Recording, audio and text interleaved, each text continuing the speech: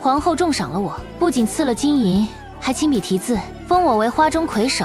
我带着赏赐回到贫民窟，第一件事就是买下了那片荒地。我要在这儿建立属于我的花艺王国。沈德山带着族中长辈找上门来，脸上堆满了笑。宁烟，以前是爹爹糊涂，你别往心里去。如今回了沈家，你就是沈家的功臣。我看着他递过来的族谱，只觉得讽刺。沈先生忘了，冬至那天，咱们已经签了断绝关系的文书。沈德山的笑僵在脸上。那不过是权宜之计，对我来说，那是重获新生。我当着他们的面将那份文书撕得粉碎。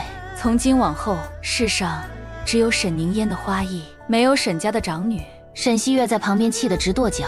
你别得意，不就是一株牡丹吗？等我们钻研出你的法子。那你们尽管去试。我关上院门，将那些贪婪的目光隔绝在外。嫁接术看似简单，但每一处切口的深度，每一分湿度的控制，都是我千万次失败换来的经验。他们想偷，做梦！我的花艺当铺宁烟阁开业了，我不卖普通的盆栽，只卖经过嫁接改良的新品种，五色同珠的月季，垂丝而下的海棠，还有那能在盛夏盛开的腊梅，每一盆都引得京城权贵竞相追逐。我制定了新的花艺规矩，不看出身，只看技艺。凡是想入我门下的，必须先学会如何尊重每一株植物。曾经那些嘲笑我的花商，现在一个个都变了脸色。他们发现，如果不跟我合作，他们的生意根本做不下去。因为客人们现在只认宁烟阁的标，沈家的花院一天天没落。沈德山为了挽回颓势，竟然偷偷派人来偷我的苗，结果偷回去的苗没过几天就全枯死了。他不知道嫁接苗在初期的护理至关重要，稍微一点差错就会前功尽弃。终于沈德山撑不住了，在一个大雨滂沱的早晨，他带着沈西月跪在了宁烟阁的门口。宁烟，求你救救沈家。沈德山老泪纵横，再也没有了往日的威风。沈西月低着头，再也不敢拿正眼看我。我站在廊下，看着雨水顺着屋檐落下。沈先生，当初你烧我苗圃的时候，可曾想过有今天？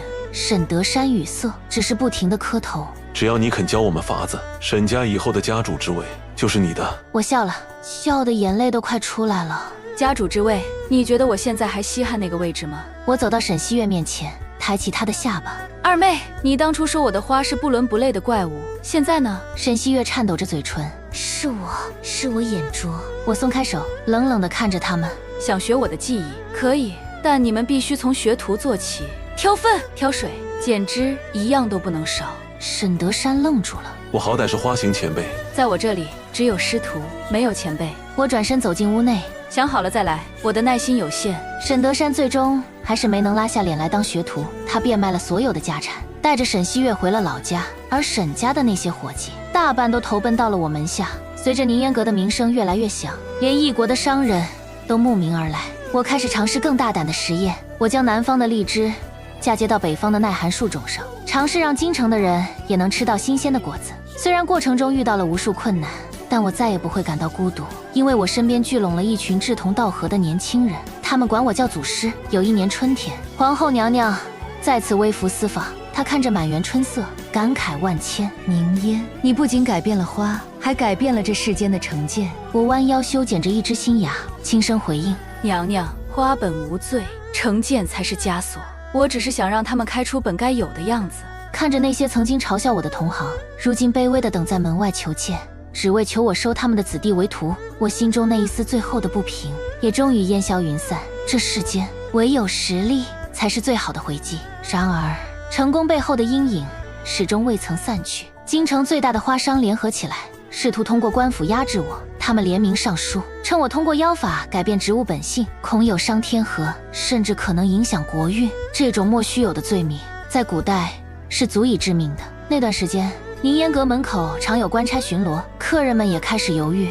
林老忧心忡忡地找到我：宁烟，那些人是铁了心要毁了你，你要早做打算。我看着满屋子的绿意，心中却异常平静。林老，他们怕的不是妖法，是怕我断了他们的财路。我决定主动出击，我向皇后请求举办一场公开的花艺大典，我要在大典上当众展示嫁接的原理，彻底揭开这层所谓的神秘面纱。皇后准了。大典那天，不仅文武百官到场，连不少平民百姓也围得水泄不通。那些联名上书的花商们坐在前排，眼神中满是看好戏的讥讽。我站在台中央，面前摆着2棵截然不同的树苗，一棵是苦涩的野菊，一棵是甜美的贡柑。我当众演示了切口、对接、包扎的全过程。各位，这并非妖法，而是借势。